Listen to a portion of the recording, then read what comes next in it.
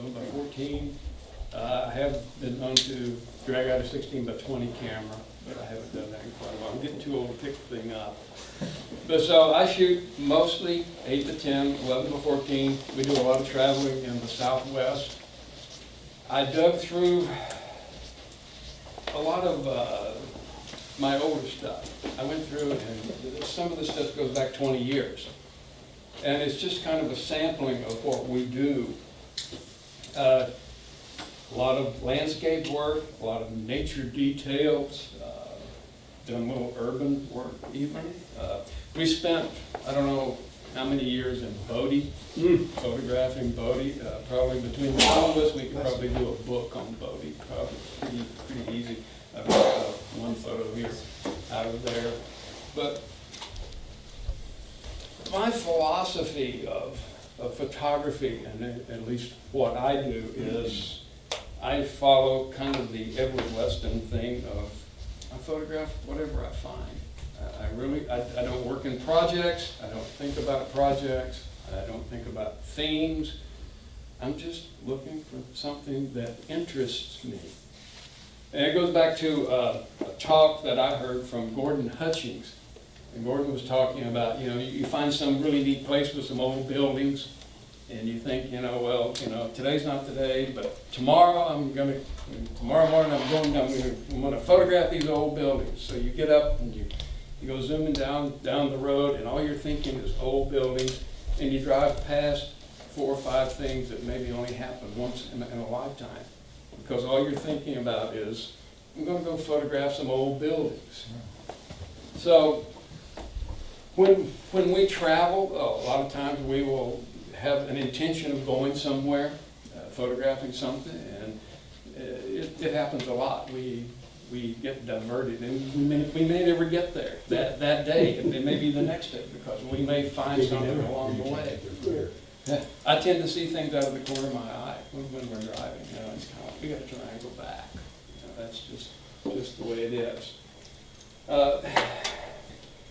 I'm drawn to old wood, rusty metal, snow, running water, and abstract. Anything that, I love things that when someone looks at it, and they look at it, and they look at it, and they finally have to ask, what the heck is this? Where were you? What is this supposed to be? And a lot of that, I find after I make the print, I see things that I didn't see consciously, at least, when I first made the actual photograph. This is one of them. I didn't actually see the duck's head, which it kind of looks like a duck's head, but I didn't see that. I just knew there was something there, because the image is upside down and it's backwards. And I'm working with an 11 by 14 camera, which I've hiked out into this area. And these kind of things just kind of come out of nowhere. And this one, typical abstract. Even sometimes I can't get it put up right. Sometimes I don't remember. I have to look. I love the ones that you get orient, and they work any way you do it. Yeah. Like that. Whatever way you like. But it's about what you find wherever you happen to be. I think it was Edward Weston said you should be able to look down at your feet and find something to photograph. I'm not that good. Maybe he could. I don't always find things like that. Paul Strand's last portfolio is titled On My Doorstep. He was a great believer in that. Yes. But a lot of it it's always about the light. It seems for me to always be about the light, the quality of the light. And this is one of those images that we were in Arches National Park. We're driving through the park. Years before in Bodie, I had made several photographs of some of the old buildings that just, the negatives were outstanding. And I couldn't really understand exactly why, maybe at the time, but later on when we were back again, I saw this light, this beautiful light. And I finally got smart enough that I looked up at the sun, and I realized there's a very thin layer of cirrus clouds over the sun, acting as a soft box. And you're up at 8,000 feet in Bodie, and it's like, oh, beautiful light. So, back to this image, we're driving through Arches National Park, and there was the light, just bingo, out of nowhere. We're driving along, it's like, what am I going to do with this? So, we find a pull-out really quick. This little spire is in the background, and then these little clouds are there. So, I'm in an absolute panic. We're traveling in the van. I'm in the back. I got the tripod out. I got the camera. I already know which focal length lens. I already know which filter I'm going to use. And get everything together. Normally I pack the camera. You know, the camera is in a backpack in the tripod. I put the camera on the tripod because I know where I'm going. I know exactly where I'm going. I even am able to rough focus the camera. I already know where to set the movement on the camera, the focus, to get it in really close to it in focus. And I grab a dark cloth and a film holder and I run across the road. I'm running. And I go through the ditch and I'm going, I gotta have something in the foreground. Where's my foreground? And I come up over this little rise and there's this stick. That's it. I slam the camera down, do a very quick focus, close the shutter, get the film holder in, click the shutter. Of course, I'm looking back at this little cloud deck is rapidly moving away. One exposure, that was it. The light went away. It's the Ansel Adams in the Moonrise photo type of thing. I had no idea what I had got. Absolutely no idea what happened there until I processed the film. And I looked at the negative. That's it. This is the first one that I'll print out of this group. It's just something, it's a feeling, you never know what you're going to get. It's not like you can look at your viewfinder and, you know, go through your and see, wow, I got that and I got that. There's no way of knowing because it was probably at least a month later before I even got the film processed and get a chance to actually make the print.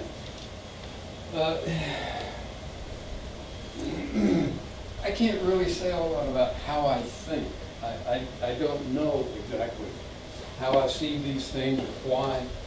Walking down a trail in Zion National Park, and they had beavers come in. Well, generally this wood, it oxidizes out pretty quickly, but this was really fresh. And walking along, you're down in this narrow valley, the canyon walls are 1,000, 1,200 feet above you, and the light reflects into there. It's just beautiful. Stuff's just glowing. It's just glowing. Well, it's late in the afternoon. We're getting ready to leave, and I got one film holder left back in. Well, I'll catch this, but I probably will never make a print of it. Well, you see what happened. Yeah, it's one of those pleasant little surprises. Same thing here. I don't do a lot of urban stuff, but I'm sitting downtown Fort Worth, and I walked into this very narrow little alley, and I knew this place was there. It's a place called the Jazz Lounge, but I wasn't sure how to find it. But it's about the light. It was the whole light in this little alley that just captured me. You know, it's like, I've got to make a photograph of it. They've got air conditioning, all this junk in the way, but no, that's just part of what's there. It's part of it. It made just struck a chord with me. Same thing with this little stump. It was beside the road in Red Canyon, just outside of Bryce. We'd been up there for a while, and I saw this thing, walk by it several times. Maybe something here. Maybe I ought to put a piece of film to this and see what happens. You never know. You never know what you're going to find. Lately, you'll see Susan has got a lot of rock. I've been doing a lot of rock stuff. We've been going into some obscure areas in Zion. And it's about these forms and shapes and just all of these odd things that you find out of these rock walls.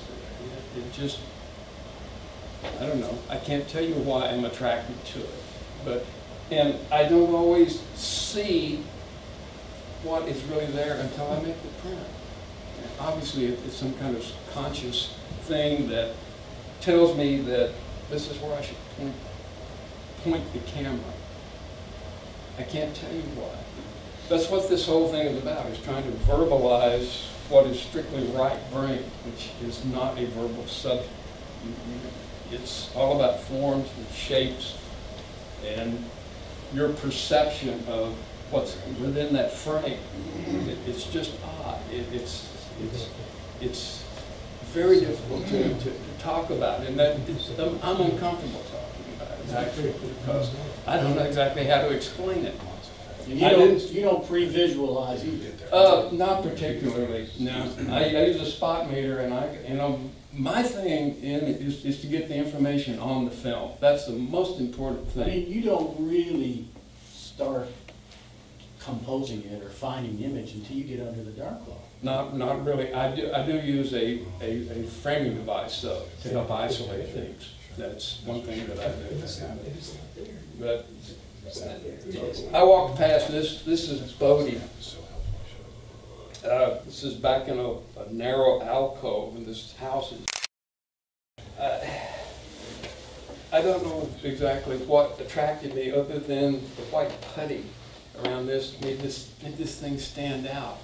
And once I set the camera up, I was really concentrating on these are tin cans that have been opened up and used for siding. That's the reason that they're rusty like that. They've been nailed on for siding. It wasn't until really and truly after I printed the negative that I noticed there's a bed frame inside of there. The bed frame is very much like a bed that was in my grandmother's house. But I didn't notice it. I really, it was the window and the frame and the wood. But I don't understand why I don't see everything, or why I see it, but I'm not aware of it. Because your eye is feeding you massive amounts of information, far, far more information than your brain can actually process. So I think subconsciously you probably are aware of it, and you're drawn to it. You come to it, and you just make the photograph. It's about the light. This is pretty much a straight print. There's not a lot down here. And I should say, on a technical side, these are all contact prints. Everything's contact printed. So all 8 by 10, 11 by 14 nanometer. Yes, sir. You know, JV, I'm sort of thinking about this as, because I'm seeing so many contact prints, and, I'm not a landscape photographer, but I've seen this comment come up several times where people say, well, I didn't see that, but you saw sort of the main image that you were going to make, but I think part of or my guess is a non-contact printing guy, by and large, I made a couple, but is that there's so much fidelity in these negatives, and they're so large, so that when you do print it, and you might not have thought about it or picked up on it when you did it, there's so much fidelity that's something you didn't catch, like that bed frame, it comes through. Well, is that possible? Yeah, I'm sure it is, because the way that I think, what I'm trying to do is I find the subject. Here's the subject. Here's my subject. These trees that are backlit. Of course, here is the subject. This little lit area where light's coming in, that's the subject. And so I really just begin to ignore the subject, and what I'm looking at is the edges. Where am I going to place the edge of the frame? Because that's what's really important. Because you want to isolate what you're looking at. You want to get rid of any distractions that happen to be outside of the actual frame. This is pretty much a straight print. I don't think there's been much of anything to it. There's a hole in the roof. The light's coming through. So I see this and go, okay, there's that. But now what am I going to do with the edges? How much do I want to include?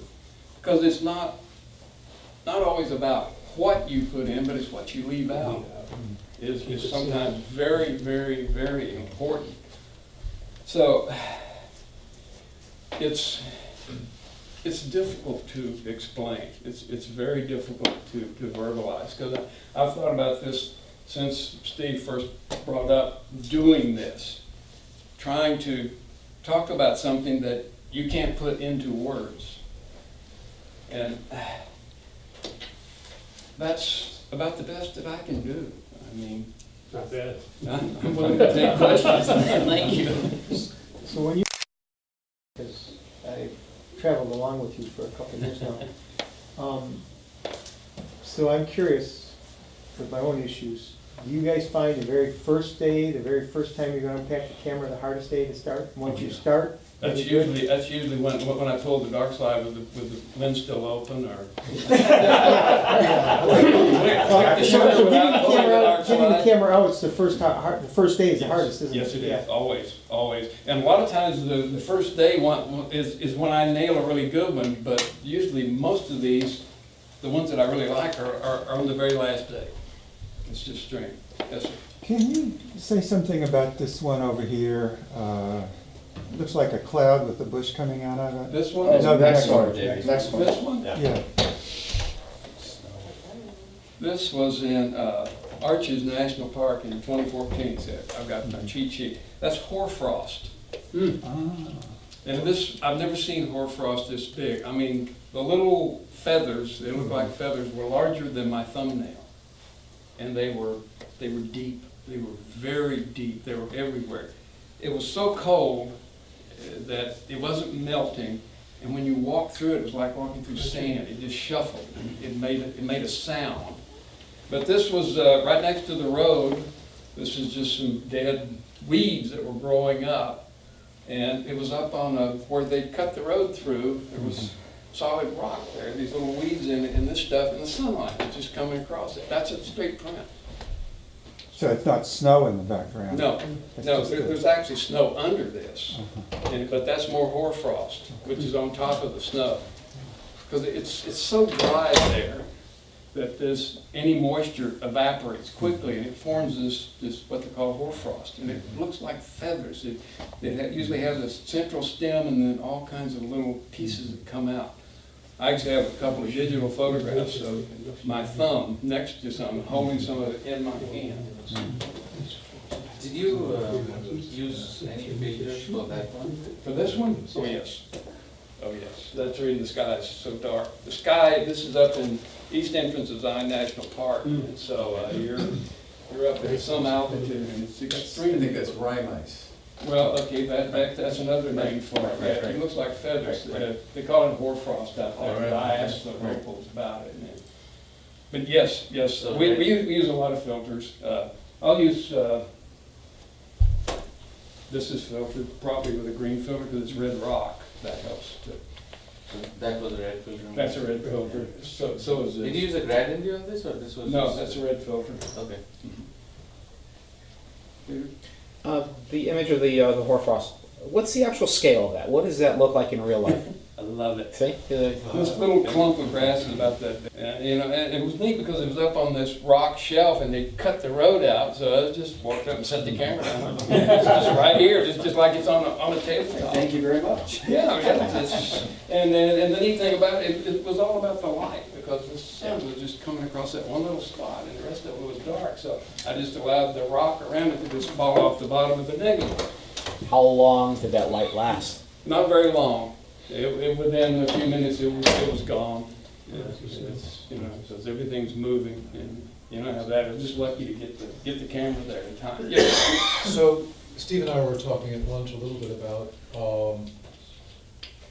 verbalizing and the fact that none of us can really get we can't quite do it justice, but that perhaps collectively there's something that would push that process a little bit further. And I need to ask you, relative to what you were saying about that, has it been a progression, or is there a time, was there an epiphany at some point from which you knew you would never return and suddenly your world changed? I mean, was there a time that you can identify that happened? Probably when I moved away from 35 millimeter medium format into large format, going to 4:5 was a very important move to me, and moving to 8:10 was a big step. Probably haven't carried or made a 4:5 negative in at least 10, 12 years. So, you know, my everyday shooter is 8:10. That's what I do everything with. Now, I've just started another, I'm gonna use the word project, but I don't work in projects, but I have a 5:7. And so I have a very specific thing in mind, shooting 5:7 and making 5:7 contact prints. Someone had 5:7 contact prints yesterday. Yes. That sealed the deal. It's going to happen. I mean, all I gotta do is see those prints, and then that confirms what I'm thinking of doing. But that's my progression. And as an adjunct to that question, I need to ask you, do you ever get that same sense that when you look at other media, like other forms of art, abstract, whatever, that there's something there that is similar in some way to what you can't talk about? Certainly. It's connected in some way. I see it everywhere. I can't name any particular instance, but yes, I love it. You know, I've told several of you when we were talking, I like anything that when you look at it, what is this? How big is this? That's one of the things I love. How big is that? Because you have no idea sometimes. I have a picture of a rock at Point Lobos that I did. I didn't bring it, and I've shown it to I don't know how many people, and they all want to know, how big is that rock? Because you can't tell if it's a pebble or it's the size of a house, because it's actually about the size of a bowling ball. But the scale is imperceptible. Yes, sir. Well, just apropos that, I'm reminded of this Zen concept that goes back to the 12th century or so about moments of perception. And in the first moment, you just see. And these are instantaneous moments. The second moment, you're aware of what you see. And in the third moment, you start associating it with labels and concepts Right. and words and That's when the left brain takes over. yeah. So it's like the important thing is to defer the temporal process of going to that third moment. Right. Well, it's what I like to call is making the mechanics transparent. Switching back and forth between left brain and right brain is sometimes challenging. So I like to keep all of the mechanics of exposing the film and messing with the camera as transparent as I can. It's just automatic. I don't have to take my mind off of my composition, my mind off of the artistic part that I'm trying to do in order to, do I need to turn this knob? Which, does this tilt this way? What's f-stop, whatever, blah, blah, blah. I try to keep that to a minimum. Do you always use filtration? Not always, no. I think the picture that is my favorite Which one? is the third one. Third one? Yeah. Now, that was in Arches National Park. We're down in between two gigantic fins that are probably 500 feet tall and Yeah. probably no wider than this room. And the light in there is incredible. We went in there about 3 different days. I've got a bunch of different photos from that, and they all have this look. There's so many different things that are going on in that one small space. It's quite And beautiful. why? It's the photographer's job is, in a situation like this, you're walking through absolute chaos. Yeah. So you're trying to find some kind of No, it's order beautiful. out of that chaos.